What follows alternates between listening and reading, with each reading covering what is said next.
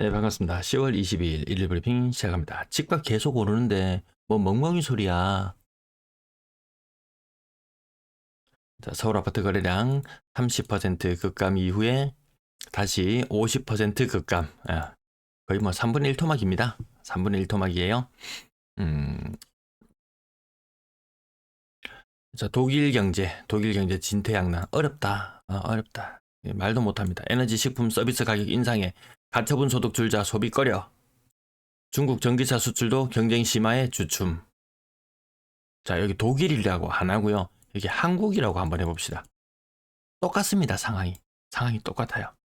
자, 끝판왕으로 마지막까지 관심 있으신 분들은 내용 좀 읽어보시고요. 넘어갑니다. 자, 마지막 핵심은 이거죠. 예. 중국 시장은 독일 경제의 순풍에서 역풍으로 바뀌었다. 우리 또한 마찬가지입니다. 요거 굉장히 주의 있게 봐야 됩니다. 뭐 과거에는 중국 사람들이 우리나라 사람 지금 우리나라 와서 막 아파트 현장이라든지 막 일 많이 하러 오잖아요. 뭐 시간이 또 뭐 20년 30년 또 세월이 흐르고 나면 우리나라 사람이 또 중국 가서 일해야 되는 그런 시절이 올지도 모르겠다, 이런 우려 섞인 이야기도 나오고 있죠. 실수요 서민 지원에 차질 없도록 디진털 대책을 좀 옥죄려고 하다가 앓는 소리 조금만 나오면요, 다시 원상복구 시켜버리고 대출 많이 내줍니다. 여기 나쁜 댓글 다시는 분들 이렇게 하면서 막 하소연을 하는데요. 여기 디진털 대출 받는 사람들 소득도 부부 합산 연 6천인가 7천밖에, 그거 넘어가면 또 대출 받지도 못해요. 이게 얼마나 조건이 까다로운데요. 대출 많이 낼 수 있게 해줘야 돼요. 정책 자금 마구마구 뿌려야 돼요. 23년 특례 보금자리론이 없었더라면 가격은 얼마나 많이 조정받았을까요? 이 6억짜리 집을 사는데 4억까지 대출 받는 것이 아니고, 6억짜리 집이 아니고 아마 4억까지 조정받았겠죠. 그러면 4억까지 빚을 낼 필요도 없이 2억 빚을 내고도 충분히 감당할 수 있었을 겁니다. 보통 일반의 가게가 소득 6천만 원, 연소득 6천만 원, 7천만 원 되는 가구가 2억 빚 뭐 30년에 나눠서 갚는다고 치면은 거의 한 4억을 갚아 나가야 됩니다. 장난 아니게 큰 돈을 갚아 나가야 되거든요. 2억만 대출 낸다? 요것도 빡빡합니다. 4억을 대출 낸다? 인생을 완전히 그냥 저당 잡히는 겁니다. 내 인생에 내 주민등록증에 그냥 근저당 하고 딱 쓰여 있는 거하고 별반 다를 바가 없는 것 같습니다. 자, 환율 급등하고 있습니다. 1380원대에 유지하던 환율이 1300원대 초반까지 떨어졌다가 다시 재차 1380원까지 환율이 미쳐 날뛰고 있습니다. 은행 금리도 미쳐 날뛰고 있습니다. 그마저도 막혔습니다. 서민들은 아주 고금리 거의 20%의 카드론을 쓴다든지 고금리 대출을 울며 겨자 먹기로 받을 수밖에 없는 상황으로 내몰리고 있습니다. 왜? 너도 나도 돈을 안 쓰니까. 그 사람이 한번 그 코로나 때 사람들이 밤에 술 안 마시고 흥청망청 안 해도 괜찮네. 집에 들러서 넷플릭스 보면서 캔맥주 한 개 하는 게 더 좋네. 돈 잘 안 쓰잖아요. 소비 한번 위축되고 나면은 이거 다시 한번 살리기 굉장히 힘들 거예요. 야, 시겁했다. 안 쓰고 아껴도 괜찮네. 돈 없으니 세입자 구해야 배째라. 정말 이거 큰 사단 납니다. 사단 벌어질 줄 몰라요. 자, 주말 동안 뉴스가 마구마구 쏟아졌습니다. 전세 대출 내줄 때 사실 돈이 집주인 통장에 꽂히죠. 그러면 결국 갚아야 되는 거 집주인인데 집주인 배째라? 안 통할 수도 있습니다. 이제 집주인 대출 상환 능력도 볼 것 같습니다. 돈 없으면 집 사지 마. 강남 집값 잡으려다 노도강 먼저 비명. 부산의 상급지 아파트, 뭐 노도강, 뭐 극상급지를 제외하고는 뭐 사실 노도강 가격 하면 얼추 뭐 비슷하지 않겠습니까? 얘 먼저 꼬꾸라집니다. 부산의 고가 아파트 거래량 반토막 나고 있어요. 근데 나머지 사는 사람들 끼 맞추기 가야지. 부산의 비싼 아파트들 좀 올랐죠. 상위 한 20% 정도 되는 아파트까지는 그래도 보합 이상, 제법 1년 반 동안 거의 한 2년 동안 그리고 제법 아주 저가 기준으로 제법 상승했습니다. 근데 중저가의 아파트들 힘 못 썼어요. 키 맞추기 가야지.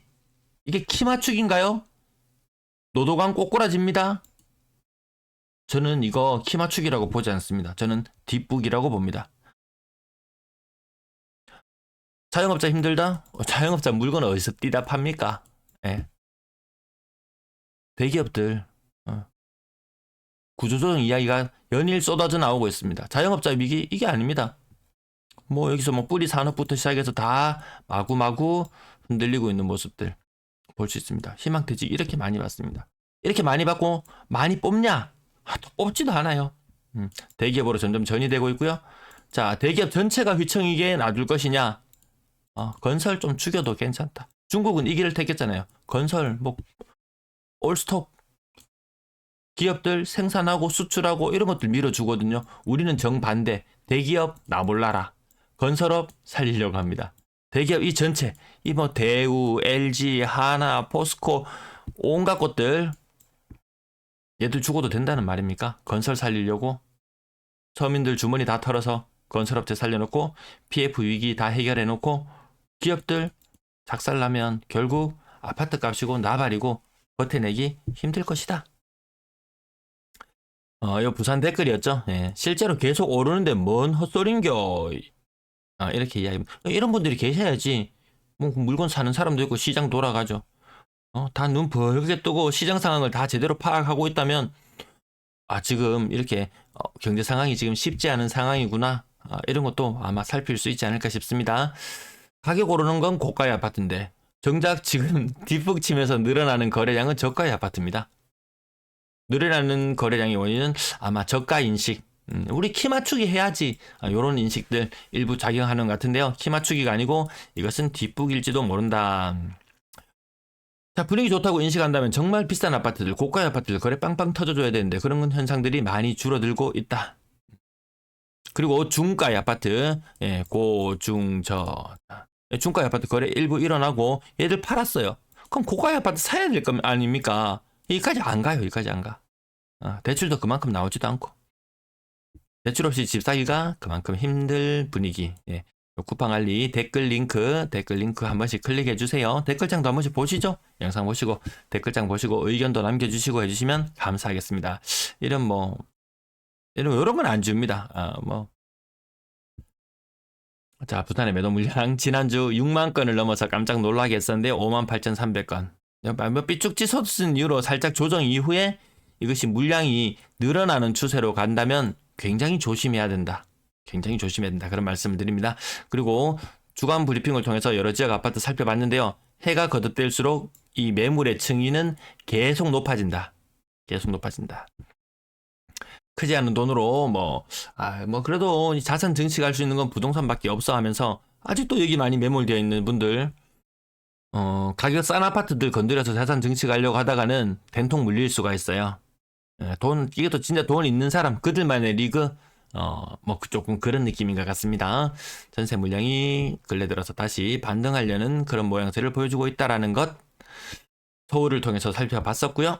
자, 부산 아파트 거래량 2,500건 1,900건 다시 2,500건으로 가려고 하는데 이것이 키 맞추기인지 뒷북인지 그것은 또 시간이 지나면 판별이 되지 않을까 싶습니다. 아무튼 지금 거래량 972건인데요. 거의 한 40% 가까이 신고되었다고 봤을 때 한 2,500건까지도 거래가 나올 수도 있습니다. 맥시멈. 요 숫자 있죠. 추가 거래량의 합산이 다음 달에 거래량이 될 수가 있다. 이 합산된 수치보다 거래량이 더 많이 늘어난다면 시장 분위기는 일단 거래량 자체는 좋아지는 분위기다. 그 추세다. 그렇게 보시면 될 것 같습니다. 자, 건당 거래 대금 쭉쭉 빠져요. 고가 아파트들 거래 갑자기 반토막 3분의 1토막. 저가 아파트 거래량 비중이 확 늘어나죠. 저가 아파트 비중. 고가 아파트 비중은 거래량이 일단 반토막 났어요. 비중도 고가 아파트 비중 많이 줄어들었어요. 그러면 결국 또 가격이 조정 받을 거예요. 근데 중저가 아파트가 치고 올라갈 그런 갭이 크진 않을 것이다. 자, 실거래 가격 짚어봅니다. 자, 고가의 아파트 오늘 제일 비싼 아파트 13억 1천 42평이었고요. 이건 한 동네 럭키는 한 60평쯤 되나요? 고점 대비 30 몇 % 떨어져 있어요. 19억에 잡은 사람도 있단 말입니다. 지금 실거래 가격 3억 6억 두드러 맞은 사람도 있고요. 3억 가든 맨션도 한 5억 두드러 맞은 사람 있고요. 자, 그 외에 국평도 아니네요. 국평 가격 중에서 오늘 비싼 건 3호 가든 맨션 9억 1천 고점 대비 38% 40년 차. 그 다음 국평 기준 이렇게 아주 분담금이 어떻게 다 감당될라나 모르겠습니다.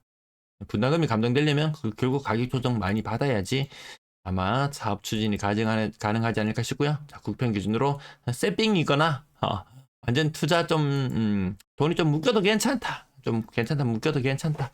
그런 분들의 영역인 것 같고요. 그 외에 아파트 7억, 8억, 9억 웬만한 국평 아파트들 뭐 10몇 억씩 뭐 이렇게 이야기했던 것들 근래 거래가 가치를 감췄습니다. 뭐 동네별로 뭐 해수동 뭐 국평 기준으로 10몇 억씩 했던 것들 거래가 갑자기 종적을 감췄습니다. 예, 부산만의 현상이 아니고 다른 지역들도 비슷한 현상을 다 같이 겪고 있더라. 저 6억, 7억, 8억 이런 거 집 팔았으면은 뭐 9억, 10억짜리 사야 될 거 아닙니까? 안 사더라고요. 쌍용도 플티트넘 거제 아시아드 32평 7억 5백. 32평 7억 5백. 세핑이 아파트인데요. 가격 그닥이죠.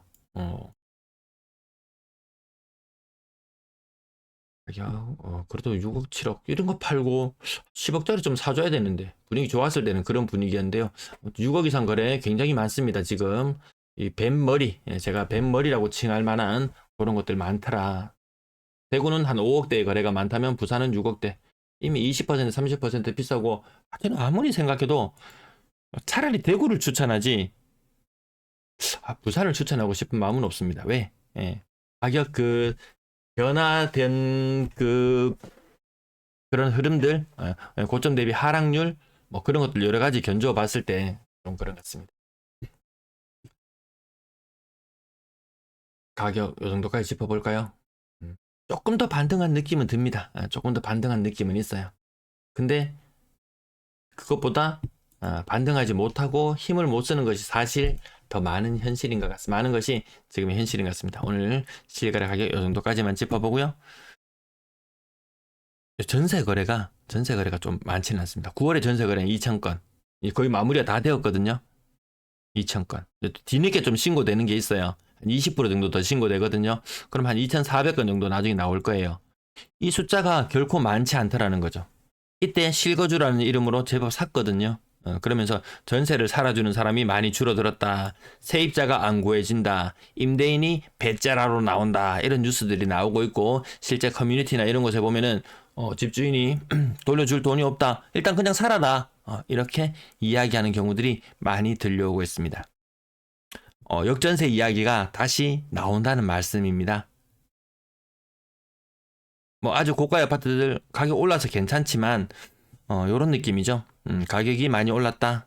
전세 가격도 올랐다. 매매 가격이 떨어졌다. 전세 가격 떨어지는 과정에서 여기 역전세 한번 두드려 맞았었거든요. 가격이 반등을 했다. 근데 가격 반등하는 양상은 달랐어요. 근데 전세 가격은 너도 나도 같이 올랐어요. 또 역전세에 맞는 구간들이 또다시 나타날 수 있다. 전세 가격 빠지고 있는 모습. 자, 이 정도까지 짚어봤으면 됐나요? 네. 뭐 월세 가격 크게 변동 없고요. 네, 시청해주셔서 임대거래량이 줄어드는 것이 이게 뼈 아프게 좀 느껴집니다. 뒤늦게 다 신고되어도 4,000건밖에 안 되거든요.